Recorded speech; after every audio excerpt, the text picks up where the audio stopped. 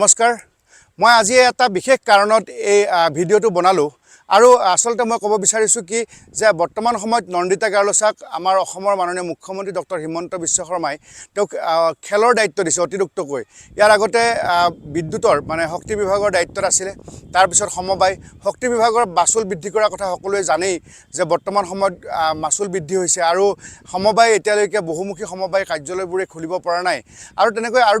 দুই এটা বিভাগ আছে কিন্তু অতিৰিক্তকৈ খেলৰ বিভাগৰ দায়িত্বও তেখেতক দিয়া হৈছে এইখিনি সময়তে মোক গুৱাহাটীত বিভিন্নজন লোকে যেতিয়াই যোনে লগ পাইছে মোক এটা কথাই সুধিছে যে নন্দিতা গাৰ্লছাৰ স্পৰ্টছৰ কিবা বেকগ্ৰাউণ্ড আছে নেকি মই এই মুহূৰ্তলৈকে নন্দিতা গাৰ্লছাৰ কি স্পৰ্টছৰ বেকগ্ৰাউণ্ড আছে মই নাজানো কিন্তু মানুহখিনিয়ে মোক এনেধৰণে সুধি থকাৰ বাবে কেইটামান কথা মোৰ মনলৈ আহিছে আৰু সেইবাবে মই এই ভিডিঅ'টো বনাইছোঁ যে আচলতে তথ্যভিত্তিক কিছু কথা মোৰ এই ভিডিঅ'টোত মই দিব বিচাৰিছোঁ বিদেশৰ কথা মই নকওঁ ৰোমাৰিঅ' ব্ৰাজিলৰ কি বিভাগৰ মন্ত্ৰীৰ দায়িত্বত আছে কি পলিটিচিয়ান বা ৰাণাতুংগাই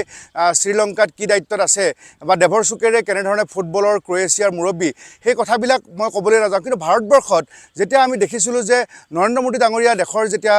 প্ৰধানমন্ত্ৰী হৈছিলে তেতিয়া ৰাজ্যবৰ্ধন সিং ৰাথোৰ তেখেতে এথেন্স অলিম্পিকত ৰূপৰ পদক পায় পিছত তেখেতে মন্ত্ৰী হৈছিলে কেন্দ্ৰীয় মন্ত্ৰী আৰু এতিয়া আমি জানো যে দিল্লীৰ পৰা সাংসদ হৈ আছে বিজেপিৰ এটা সময় আমাৰ টিম ইণ্ডিয়াৰ ক্ৰিকেটাৰ গৌতম গম্ভীৰ ঠিক তেনেধৰণে দীনেশ মংগীয়া সৌ সিদিনা জইন কৰিছে বা বহুখিনি ক্ৰিকেট প্লেয়াৰ তেনেকৈ শাসক বিৰোধী দলত আছে আৰু তেওঁলোকে বিভিন্ন ধৰণে চান্স পাইছে যোগী আদিত্যনাথৰ যেতিয়া চৰকাৰ চলিছিলে আজি 2 বছৰ আগলৈকে এতিয়া আমাৰ মাজত নাই এটা সময়ত 83 যেতিয়া ক্ৰিকেট ৱৰ্ল্ড কাপ চেম্পিয়ন হৈছিলে ইণ্ডিয়া টিমৰ তাৰ মেম্বাৰ আছিলে চেতন চৌহান তেখেতে স্পৰ্টছ মিনিষ্টাৰ আছিলে গতিকে ভাৰতবৰ্ষত বহু খেলৰ লোকে যথেষ্টখিনি য'ত সন্মান লাভ কৰিছে আৰু আমি যদি বেলেগৰ কথা ক'বলৈ নাযাওঁ অসম বা উত্তৰ পূৰ্বাঞ্চলৰ কথা কওঁ আজি মিজোৰামৰ যিগৰাকী ক্ৰীড়া মন্ত্ৰী তেওঁৰ নাম হ'ল আমাৰ ৰবাৰ্ট ৰময়ে ৰয়টে তেখেত আইজল এফচিৰ স্বত্বাধিকাৰী এগৰাকী ভাল তেখেত নিজেও খেলুৱৈ আছিলে আইজল এফচি আই লিগত চেম্পিয়ন হৈছিলে গতিকে ৰবাৰ্ট ৰয়টে তেখেত নিজে স্পৰ্টছ মিনিষ্টাৰ টুৰিজম মিনিষ্টাৰ আৰু লগতে আমি যদি আমাৰ অসমত তৰুণ গগৈ এটা সময়ত অজিত সিঙক তেখেতক ক্ৰীড়ামন্ত্ৰী দায়িত্ব দিছিলে অজিত সিঙে নিজেও এগৰাকী ক্ৰিকেটাৰ এতিয়া মই ভাৰতবৰ্ষৰ কোনগৰাকী ব্যক্তি বৰ্তমান সময়ত স্পৰ্টছ মিনিষ্টাৰ সেই কথাটো আমাৰ দৰ্শকক মই এই ভিডিঅ'টোত জনাওঁ যে অনুৰাগ ঠাকুৰে হিমাচলৰ হয় তেখেত নিজেই হিমাচলৰ পৰা এটা সময়ত ৰঞ্জী ট্ৰফি খেলিছিলে আৰু ইয়াৰ আগতে সৰ্বানন্দ সোণোৱাল যেতিয়া স্পৰ্টছ মিনিষ্টাৰ আছিল তেখেতৰো বেকগ্ৰাউণ্ডটো স্পৰ্টছ তেখেতে এটা সময়ত শৰীৰ চৰ্চা কৰিছিলে তেখেতে ভাল ক্ৰিকেটাৰ MP টিমৰ হৈ ক্ৰিকেট খেলিবলৈ যায় এতিয়া কথা হ'ল যে যিটো নন্দিতা গাৰ্লছৰ কথাটো মোক বহুতে সুধি আছে গতিকে তেখেতে খেলিছেনে নাই খেলৰ কি বেকগ্ৰাউণ্ড মাইবং বা উমৰাংচু বা মাহুৰ হাৰাংগাজাও এই ধৰণৰ অঞ্চলত তেখেতৰ কিবা খেলত শৈশৱতে কিবা অৱদান আছিল নেকি এই কথাটো মই পিছলৈকে মই চোৱা চিতা কৰিম কিন্তু এই মুহূৰ্তত মই ক'ব বিচাৰিছোঁ যে তেখেতে যিহেতু এই দায়িত্ব লাভ কৰিছে গতিকে কিছুমান কথা আহে যে ভাল খেলুৱৈ হ'লে মন্ত্ৰী চলাব নোৱাৰিবও পাৰে বা ভাল এগৰাকী মন্ত্ৰীয়ে খেলুৱৈ নোহোৱাকৈ তেখেতে খুব ধুনীয়াকৈ চলাই লৈ যাবও পাৰে গতিকে মই কাকো ক্ৰিটিচাইজ কৰিবলৈ নাযাওঁ কিন্তু মই মাননীয় মুখ্যমন্ত্ৰী ডাঙৰীয়া আপুনি খুব লাকি মানুহ কাৰণ আপুনি যেতিয়া ক্ৰীড়ামন্ত্ৰী নিজৰ দায়িত্বত ৰাখিছিলে তেতিয়া লাভলিনাই আমাৰ দেশলৈ মেডেল আনিছিলে আমাৰ জয়ন্ত তালুকদাৰ সৌসিদিনা এছিয়া কাপ জিকিছিলে তাৰ আগতে আমি দেখিছিলোঁ যে নয়নমণিয়ে কমনৱেলথ গেম জিকিছিলে হৃদয় হাজৰিকাই বিশ্ব চেম্পিয়ন হৈছিলে লাভলিনাই অলিম্পিক জিকাৰ পিছতো বিশ্ব বক্সিঙত চেম্পিয়ন হৈছিলে গতিকে আপুনি স্পৰ্টছৰ দায়িত্ব চিফ মিনিষ্টাৰে স্পৰ্টছৰ দায়িত্বটো লৈ থকা সময়ত আপুনি লাকি হিচাপে চিহ্নিত হৈছিলে যথেষ্টখিনি মেডেল আমালৈ আহিছিলে আপুনি ৰাখি থোৱাই ভাল আছিলে কাৰণ আপুনি নবাবদাৰ হাতত নেহেৰু ষ্টেডিয়ামত আপুনি খেলিছিলে আৰু আপোনাৰ সেই গান্ধীবস্তিত থাকোঁতে আপুনি খেলৰ লগত জড়িত আছিলে কিন্তু এতিয়া নন্দিতা গাৰ্লছা তেখেতৰ সন্মুখত এটা প্ৰত্যাহ্বান আছে কাৰণ চাওক সিদিনা অসম ফুটবল সন্থাত যেতিয়া দুৰ্নীতি হৈছিলে তেতিয়া আজিলৈকে কোনো মাত মতা নাই আজি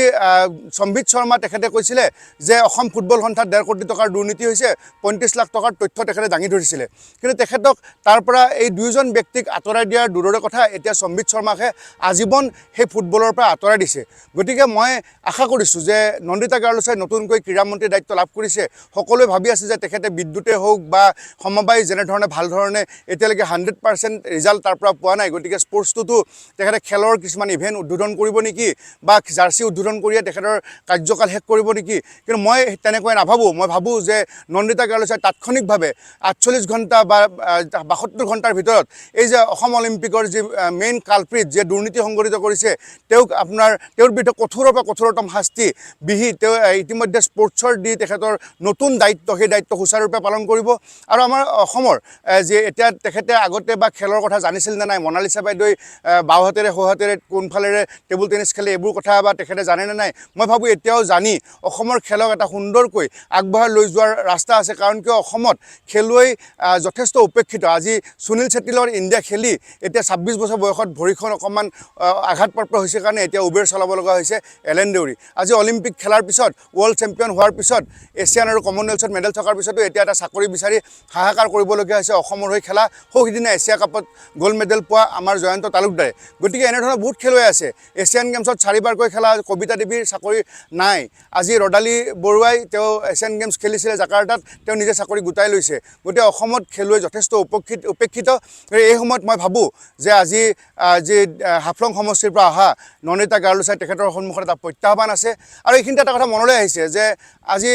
যেনেধৰণে প্ৰমোদ বড়োই খখলাবাৰী সমষ্টি আৰু গৈবাৰীৰ পৰা জিকাৰ পিছত খখলাবাৰী তেখেতে এৰি দিছিলে আৰু তাত বাই ইলেকশ্যন হৈছিলে কিন্তু নন্দিতা গাৰ্লোছা তেখেতে ইষ্ট মাইবং সমষ্টি হাফলঙৰ বিধায়ক হোৱাৰ পিছতো বা এতিয়া মন্ত্ৰী হৈ থকাৰ পিছতো কিন্তু ইষ্ট মাইবং নিজৰ হাতত ৰাখিছে ইষ্ট মাইবঙৰ পৰা তেখেতে বিজেপি হৈ জয়লাভ কৰিছিলে গতিকে বিজেপিৰ যি সবকা সাথ সবকা বিকাশ সবকা প্ৰয়াস আৰু এনেধৰণৰ তেওঁলোকৰ শ্লোগান আছে সেই শ্লোগান কিন্তু কাৰ্যকৰী হৈছে বুলি মই নাভাবোঁ কাৰণ নন্দিতা গাৰ্লোছাই মাইবং ইষ্টৰ MSc হৈ আছে তাৰপিছত গৈ আপোনাৰ হাফলঙৰ MLA হৈ আছে আৰু এতিয়া মন্ত্ৰী হৈ আছে এটাৰ পিছত দুটাৰ পিছত তিনিটাৰ পিছত চাৰিটা এনেধৰণৰ দায়িত্ব লাভ কৰিছে গতিকে অনাগত দিনত আপুনি নন্দিতা গাৰ্লোছাই কি ধৰণে অসমৰ খেলক আগবঢ়াই লৈ যাব তেনে ক্ষেত্ৰত আমাৰ দৃষ্টি নিবদ্ধ হৈ থাকিব আৰু প্ৰতি মুহূৰ্তত আপোনাৰ ভাল আপোনাৰ সফলতা আপোনাৰ বিফলতা আমি প্ৰতি মুহূৰ্তত আমাৰ ৰাইজক বা দৰ্শকক আমি জনাই যাম থেংক ইউ